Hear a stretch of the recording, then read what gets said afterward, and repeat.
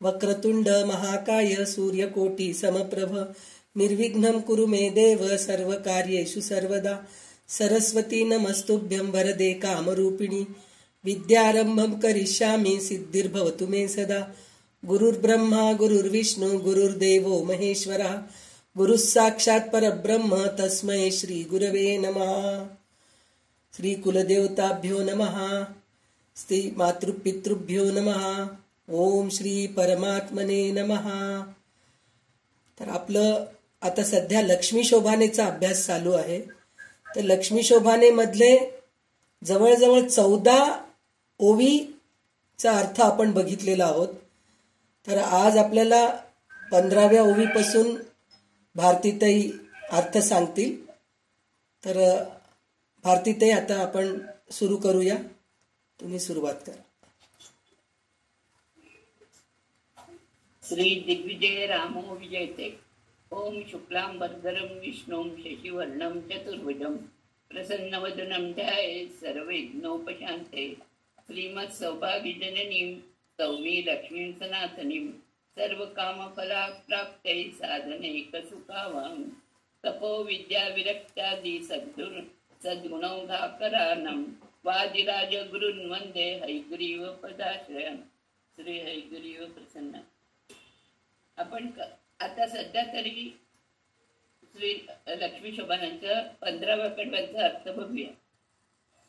लक्ष्मी तर सगळं बघत चाललो आपण, कोण कोण काय काय आहेर दिले तिला, काय दिलं, भेट वस्तू दिली, ती कशी तयार होतीये आणि ती कसं दिसतीये, त्यावरनं वादिराज स्वामींनी इतकं छान वर्णन करत गेले।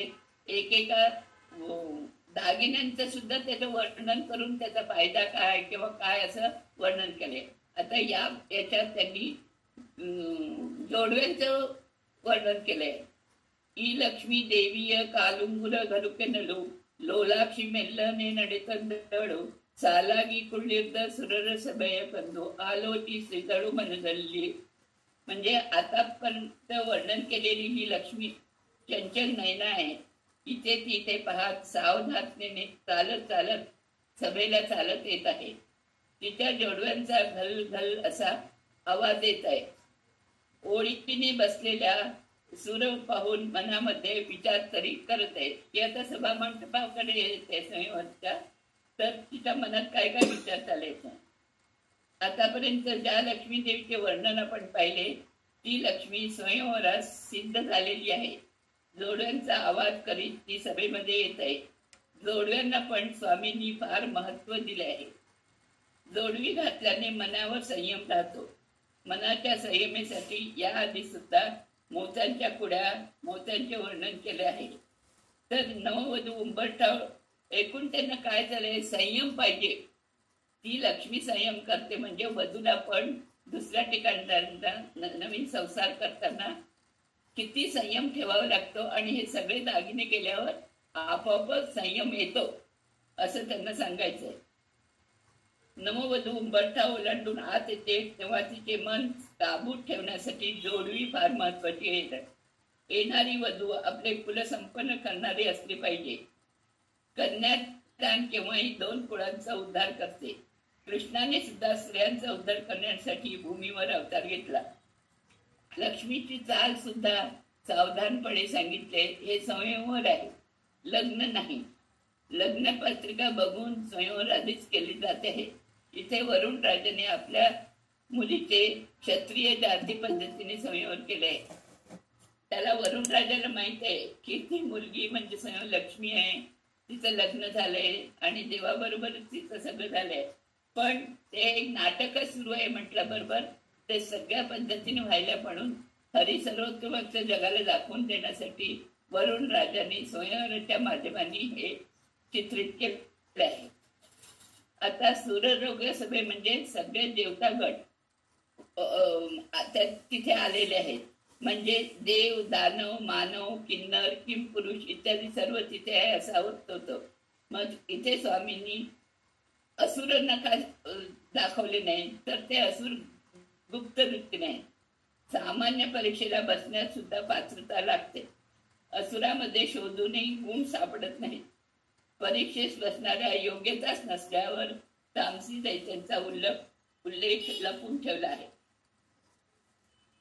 लक्ष्मीच भगवंताविषयीचे जेवढे ज्ञान आहे तेवढे ब्रह्मांडात दुसरा कोणालाच नाही. ही जीवराशीच नाही, अगदी ब्रह्मदेवाचे ज्ञान सुद्धा लक्ष्मी देवीपेक्षा अनंत पटीने कमी आहे.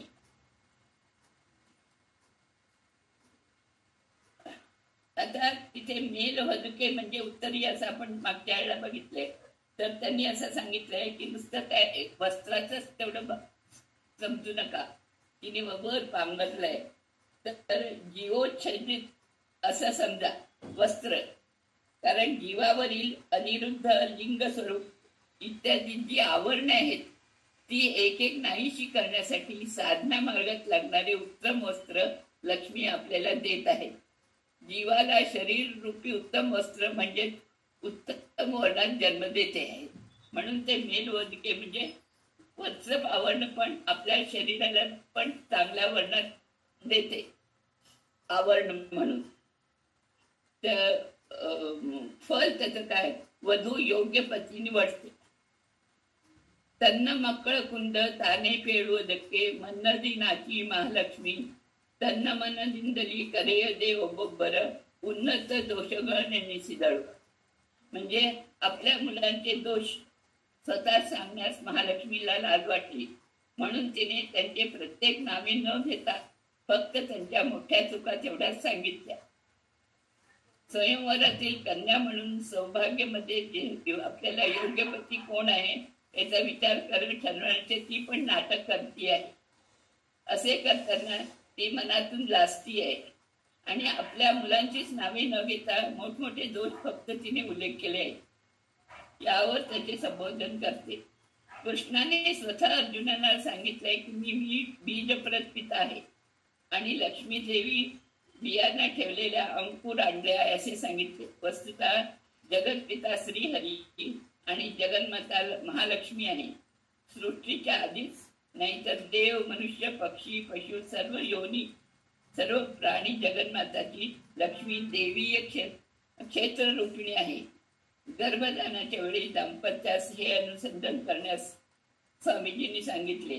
इंदिरा लोकमाता मा रमा मंगळ देवता भार्गवी लोकजननी क्षीरसागर कन्यका.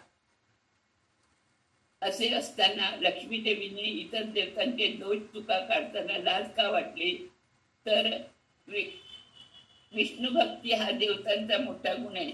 त्यांनी चूक केली तरी ते क्षमायोग्य असतात.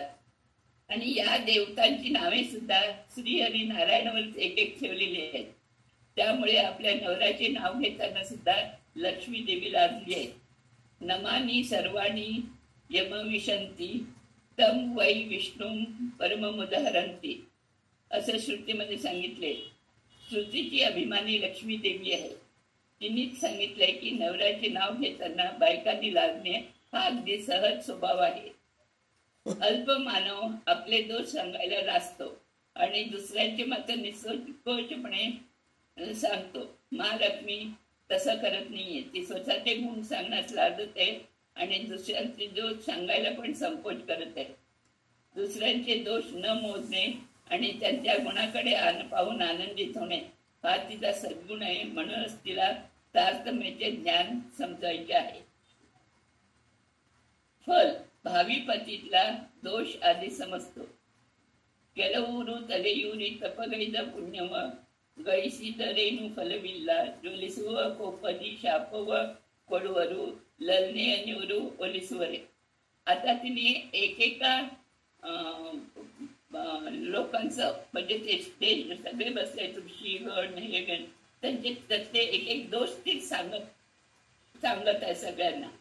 म्हणजे कोणी काय काय केले, तर काही जणांनी डोके खाली करून तपश्चर्या केली आणि खूप पुण्य संपादन केले, परंतु तप्त अग्नीप्रमाणे शापही दिला.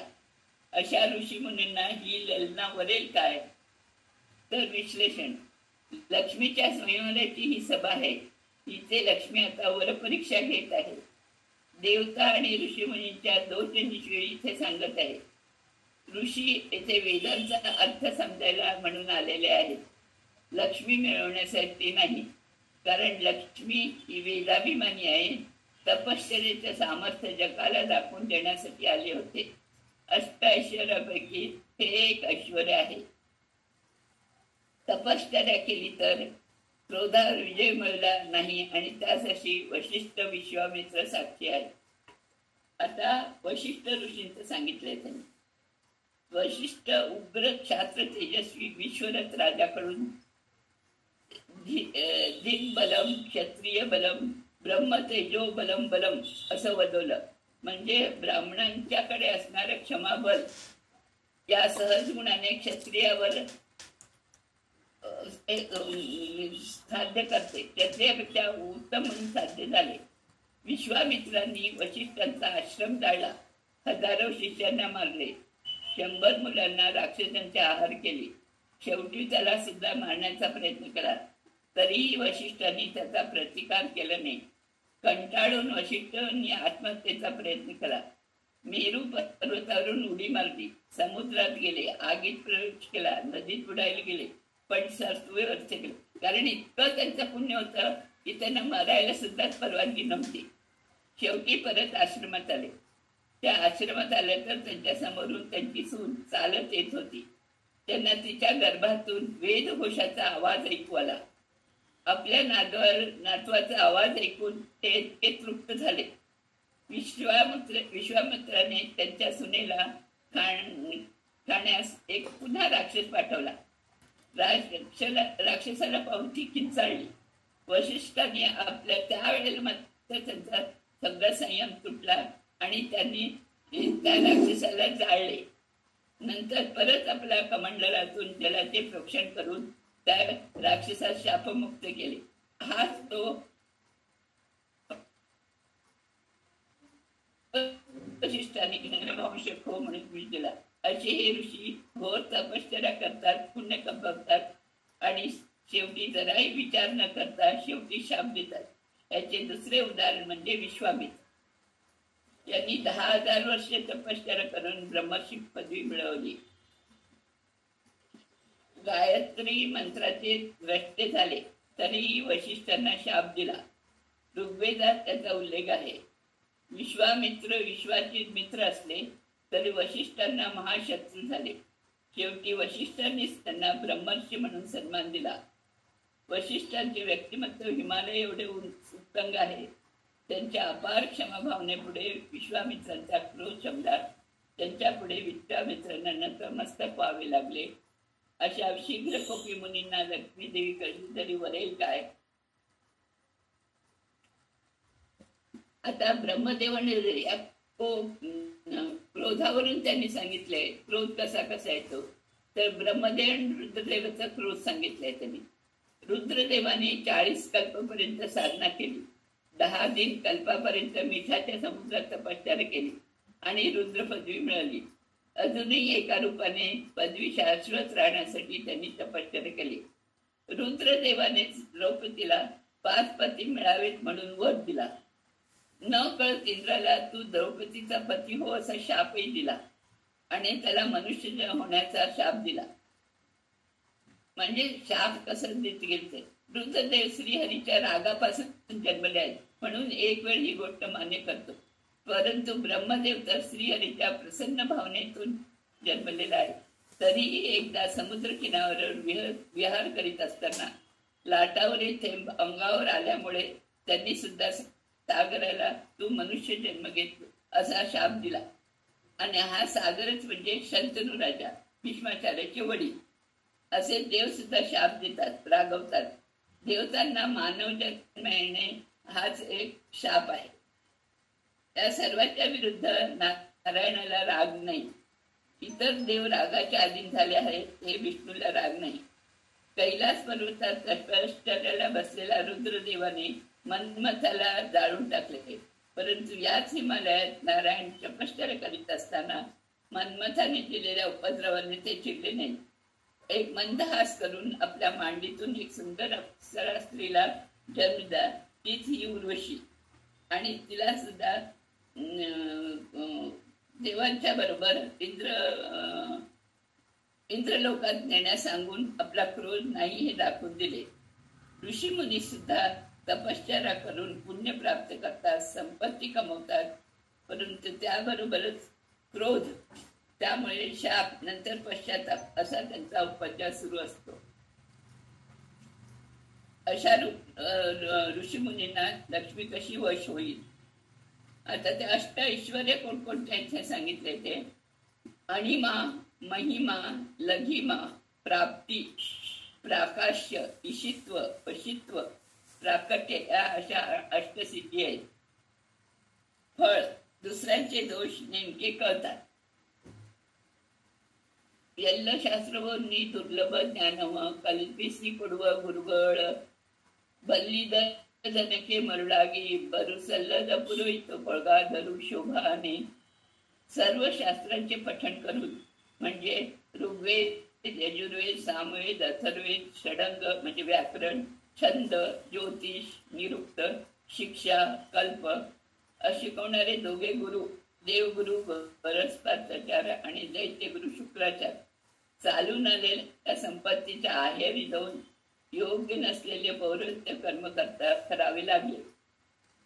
ते बृहस्पती आचार्य देवांचे गुरु होते आणि शुक्राचार्य दानवांचे. आता बृहस्पती आचार्यांचे दिले. बृहस्पती आचार्य देवांचे आणि शुक्राचार्य दैत्यांचे गुरु आहेत. खरं म्हणजे दोघांमध्ये शुक्राचार्याचे पारडे जड आहे, कारण त्यांना मृत संजीवनी विद्या पण येते. बृहस्पती आचार्यांनी ती शिकण्यासाठी आपल्या मुला कचला त्याच्याकडे पाठवले होते.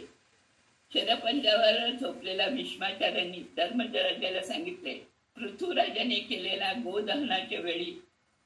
गोदाहनाच्या वेळी सप्तर्षीच्या पात्रामध्ये ज्ञानाचे दूध दोहन करताना वासुरचंद्र आणि दोहन करणारा बृहस्पती आचार्य होते. एवढे बृहस्पती आचार्यांचे पंडित होते. शुक्राचार्याचे संपत्ती विषयी असे म्हटले जाते की मेरू पर्वताच्या शिखरावरील दिव्य रत्नापर्यंत त्यांची संपत्ती आहे. त्यांच्या संपत्तीचा 1/4 भाग सुद्धा कुबेरचा आहे. आणि एवढं असूनही त्यांनी योग बळाने कुबेरची संपत्ती लुटली.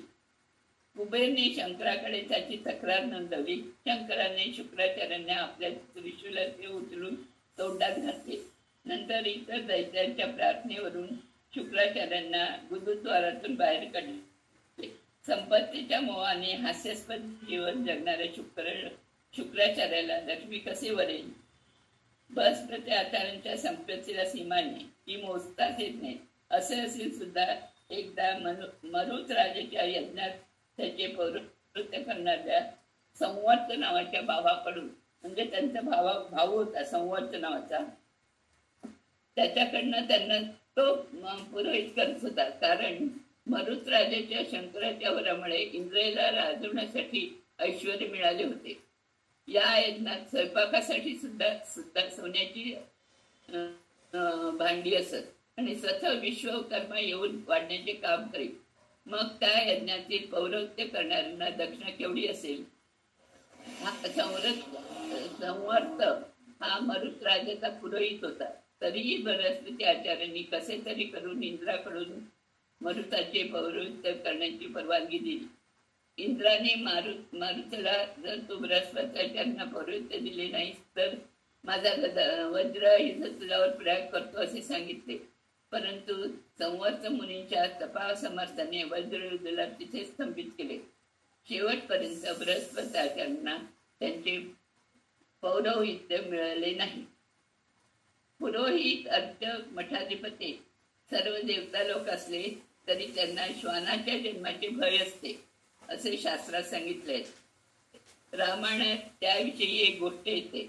एकदा रामाच्या सभेमध्ये एक श्वानाने येऊन तक्रार केली. त्याने श्रीरामाला सांगितले की सर्वार्थसी नावाच्या एका संन्यासाने निष्कारण त्याला काठीने मारले आहे. तेव्हा राजाने त्याला सांगितलं, श्वानालाच, संन्यासीला तू शिक्षा द्यायला सांग. हे श्वान संन्यासीला कालंजर पर्वतावरील प्रसिद्ध देवालयात प्रधान अर्चक होण्याची शिक्षा ठेवलं. कारण पूर्वी जन्मी तो त्या देवालयाचा प्रधान अर्चक होता. म्हणजे आता पुढच्या जन्मी हा पण श्वानच होईल असं त्याला वाटलं. काही असो, क्षत्रियामध्ये शुक्राचार्यांचा अंश असतो आणि ब्राह्मणामध्ये बृहस्पती आचार्यांचा. पौरवत्या कर्णांच्या लोकहित असावं, काय काय गुण असावे त्यांच्यामध्ये. तर लोकहितैषी असावा, त्याला श्रुती स्मृतीचे सार पाहिजे असावे. तो सत्यवचनी असावा, शरीराने आणि मनाने शुचिर्भूत असावा. वेद रक्षस असावा, त्याचे आचरण शुद्ध असावे. देशावर संकट आले असता मंत्रबलाने समयोच राजनीतीचा सल्ला देऊन देशाचे संरक्षण करावे.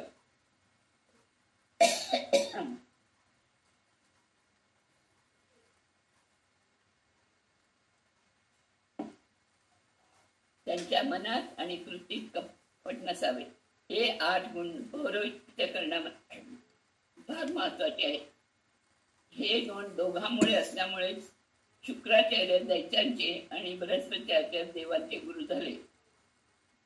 पुढे शुक्राचार्य शुक्र होऊन जगाला पाऊस, धान्य, संपत्ती, पोषण करतो आणि बृहस्पतीचे जीवनाला म्हणजे गुरु होऊन बल नसलेल्या कुठल्याच जीवाचे क्षेम होत नाही. असे हे जगवे गुरु महान असून सुद्धा प्रारब्धोषात श्रीहरीच्या संकल्पाने पौरोहित्य करू लागले. मग श्री लक्ष्मी देवी त्यांना कसे बरे वरेल. शुक्राचार्य आणि बृहस्पती आचार्य दोघेही महान ज्ञानी आहेत. ज्ञान हे संपादन करायचे असते, शिकायचे नाही किंवा शिकवायचे पण नाही. गुरु ज्ञान मिळवण्याचे साधन दाखवतात, त्यांचा क्रम सांगून देतात. आपल्याला ज्ञान मिळवल्यावर दुसऱ्यांना सुद्धा त्याचे मार्गदर्शन करावे. हीच नवोद्वयनी तिने आपल्याला माहीत असलेल्या ज्ञान आणि स्वभावाने विश्वास ठेवल्यानं द्यायचे आहे. आपल्या नवऱ्याला त्या मार्गात घेऊन जायचे आहे. इथे धनसाधण्याविषयी सुद्धा एक महत्वाची गोष्ट स्वामींनी सांगितले.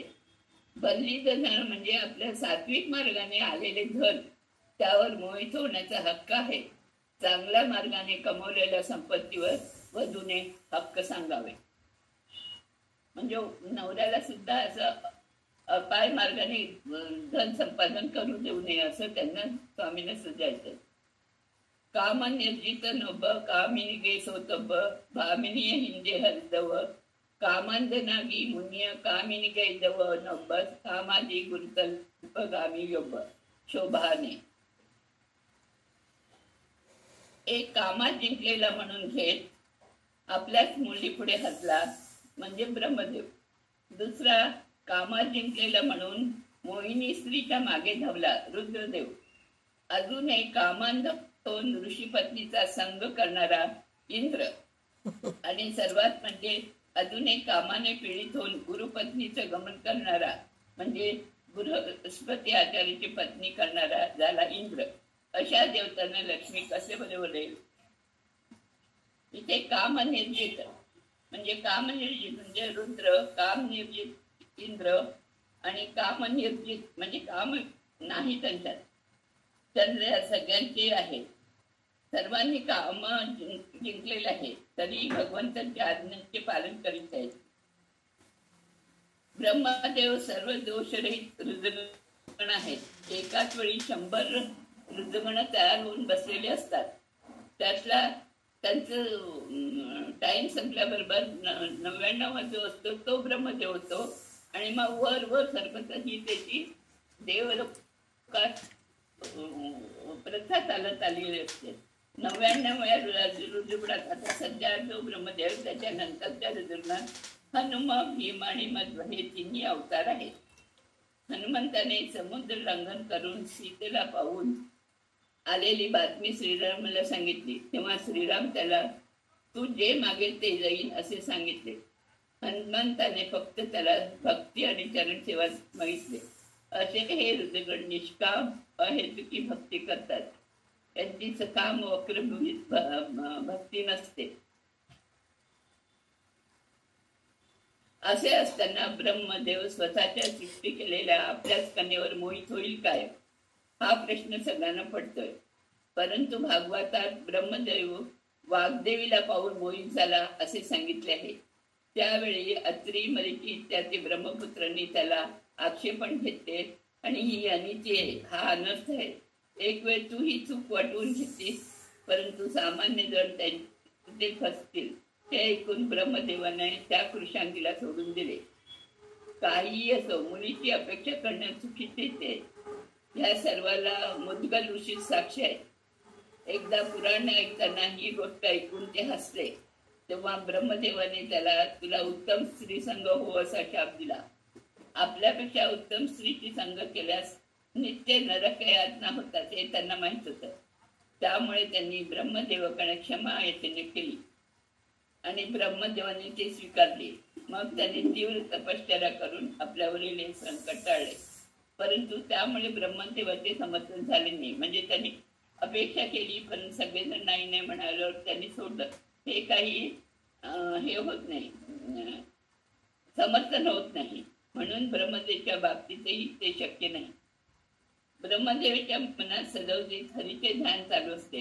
त्यामुळे त्याचा इंद्रिय सुद्धा दुर्मार्गात जात नाही. त्याचा गुण रुजू आहे. त्यांना कामनिर्जित नाही तर कामवर्जित म्हणायला पाहिजे. मग खरी हकीकत काय आहे तर सृष्टी कार्यात चतुर्मुखाने वाग्देवीला उत्पन्न केली. वाग्देवी दोन आहेत, एक सत्शास्त्राची अभिमानी आणि दुसरी वाईट शास्त्राची अभिमानी. सत शास्त्र सत असत दोन्ही असते. सरस्वती नेहमी चतुर्मुखाची पत्नी आहे. तिला त्याने कधीही सोडले नाही. ही वाग्देवी असत शास्त्राची अभिमानी आहे. तिला ब्रह्मदेवाने सोडले कारण लोक वाईट शास्त्र वाचण्यात मग्न झाले होते. उदाहरण, जलाभिमानी देवी सुद्धा चांगल्या पाण्यातली असते, तशीच घाणेरड्या पाण्यातली असते. म्हणून आपण मूत्र विसर्जन करतोच ना, तसं त्यांनी त्या कृशांगीला सोडून दिले. वासुदेव आणि मायेपासून ब्रह्मदेव पुरुष म्हणून आधी जन्मले. नंतर अनिरुद्ध आणि शांती मध्ये महान या नावाने जन्मला आणि महत्त्वाच्या अभिमानी झाला. म्हणून हा कामवर्जित झाला. महान ब्रह्मदेव त्याला ओलांडून जन्मला म्हणून कामवर्जित झाला. कृती आणि प्रद्युम्न या दंपत्यांना सरस्वती आणि भारती या दोन कन्या होत्या. सरस्वतीला वासुदेव पुत्र ब्रह्मदेवास आणि भारती देवी संकर्षण पुत्र वायुदेवास देऊन लग्न केले. असे असता सरस्वती ब्रह्मदेवाची मुलगी कशी काय होईल? मागे सांगितल्याप्रमाणे जिला सोडले ती मानव निर्मित दुशास्त्रांची अभिमानी वाग्देवी नसून दिग्देवतेने तिला स्वीकारले. हे सगळं ब्रह्मदेवाचं त्यांनी सांगितलं. त्यांनी ते केलं तरी काय त्याच्या मागे तथ्य, जी चूक आहे ते पण सांगत आहेत वादिराज स्वामी, त्यांचे दोष पण आणि ते दोष का झाले आणि त्याला प्रायश्चित काय हे पण एक्सप्लेनेशन केले. आपल्याला पण खूपदा माहित होतं की त्यांनी सरस्वती देवीजीवर नजर होती, आपल्याच मुलीवर तरी एवढंच होतं. पण का पुढे ते दोन दोन सरस्वती देवी होत्या, त्यांनी कसं त्याला असत शास्त्राची होती हे सगळं त्यांनी वर्णन केलंय. त्या सगळ्या देवांचं त्यांनी छान इथं वर्णन केलंय ना. आपल्याला खरं काय कारण आहे सगळ्यांची ती कळत आहे त्या सगळ्या ह्याच्यात.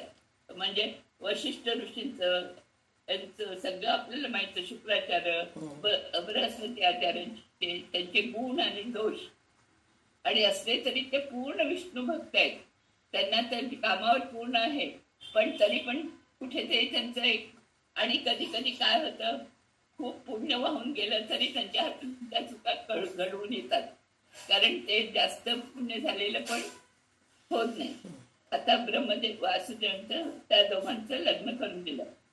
रुद्रदेवाचा कामवर्जित रुद्रदेव मोहीच्या मागे धावला. कामदेवाला त्याने जाळून टाकले. त्या रुद्राला कामवर्जित म्हणावे काय?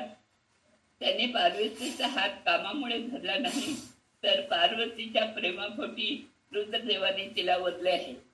कामाला जाळून टाकल्यावर रुद्रदेवाने पार्वतीचे लग्न केले, हे त्याचं प्रमाण आहे. म्हणजे त्याला पण कामावर्जित असं म्हणायचं कारण काय? याचा अर्थ असा की भगवंताच्या मागे जे रुद्रदेव धावले त्याची उपासना केल्यास, म्हणजे मोहिनी मागे तो धावला नाहीये, ऍक्च्युअली तो भगवंताच्या मागे मागे धावत आहे आणि ते आपल्या संसाररूपी भवसागरातून पार करतील आणि भगवंत आपल्या मनात प्रकट होईल, असं त्यांनी आपण रुद्रदेवाला प्रार्थना करूया. इंद्राचे कामवर्जित, पण इंद्राला सुद्धा कामवर्जितच म्हणतो.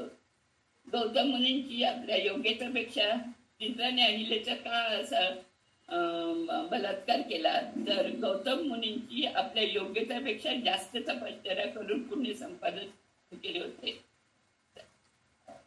त्यांना वशिष्ठांच्या बरोबरीने जायचे होते.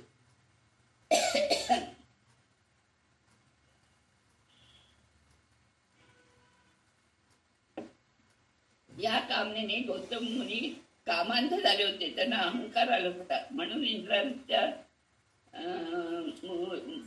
क्रोध आणण्यासाठी अहिलेशी संग केला. गौतमाने इंद्राला शाप दिला तेव्हा त्याचे पुण्य घटले.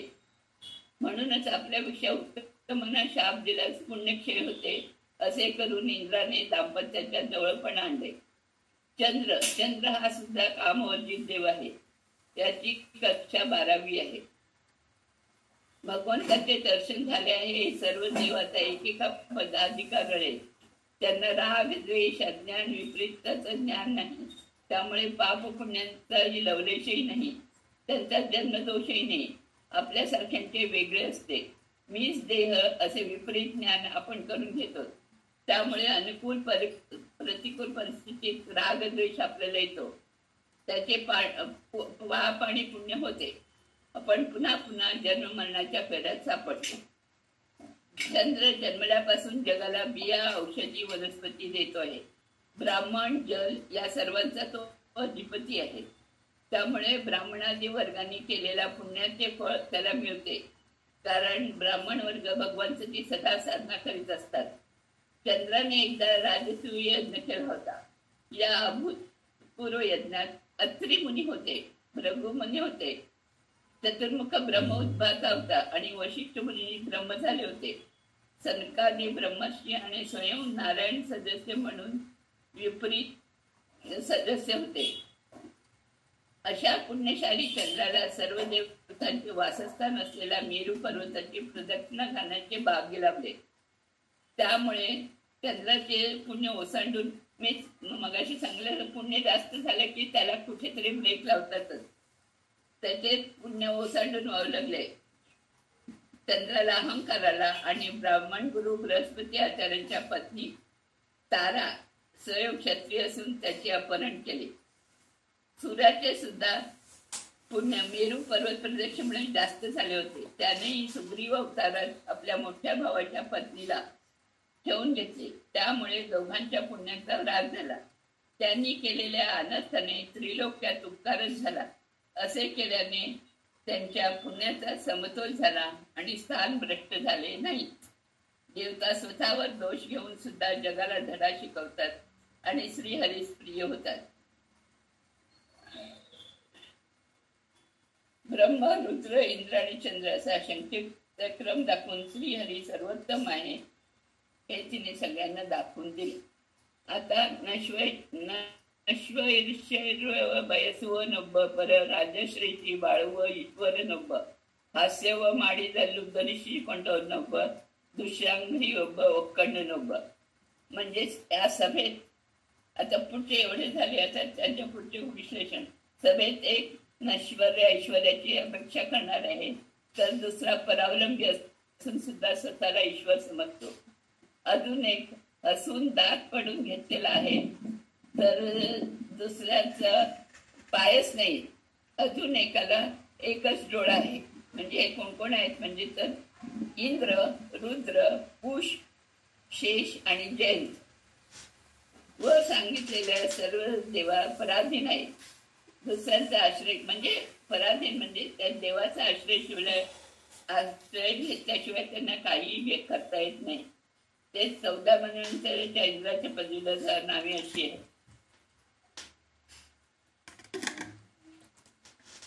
ब्रह्मदेवाच्या दिवसाची या काळात कायम सिंहासनावर चिकटून बसलेला नाही.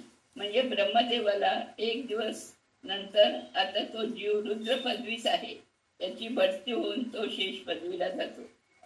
इंद्र आणि रुद्र दोघांच्या ऐश्वर्य पराधीन असताना सुद्धा इंद्राला नश्वर म्हणून रुद्राला घेतलेले आहे. तर इंद्राची पदवी गौतम ऋषीच्या शापामुळे नेहमी डगमगत असते. मध्ये मध्ये तो पदभ्रष्ट होत राहतो. म्हणूनच त्याला महालक्ष्मीचा अनुग्रह लागतो. आताही दुर्वासांच्या शापाने हा पदभ्रष्ट झाला आहे. समुद्र मंथनाच्या प्रसंगापासून लक्ष्मीची उत्पत्ती झाली आणि तिच्या अनुग्रहाने आता सुद्धा तो अपेक्षा करते.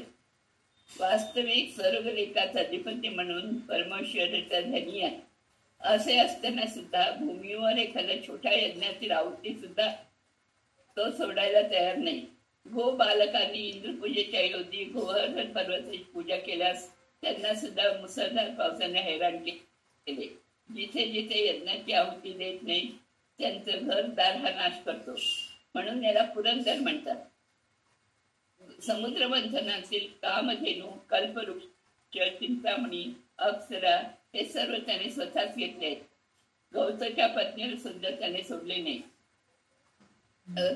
ऋषी मुनी राजे कोणीही तपस्या करीत झाल्यास स्वतःच्या पदवीवर गंडांतरली म्हणून त्यांची तो तेव्हाही तपश्चर्या भंग करतो. सदर राजाच्या यज्ञातला घोडा सुद्धा त्याने तळला. दैत्यांचा राजा प्रल्हादाचे शिष्यत्व आपल्या पदाच्या संरक्षकांनी त्या स्वीकारले. देवतांनी आपली पदवी तर इंद्राचे हे सुखाचे सगळं सांगितले. असे इंद्राने त्याचं हे वर्णन केलंय. का त्यांनी हे करावं लागतं तर देवतांनी आपली पदवी स्थिर ठेवण्यास काही चूक नाही. इंद्रदेवांचा राजा आहे. ऐश्वर्याची अपेक्षा करणे हा कर्तव्याच्या दृष्टीने करतो आहे.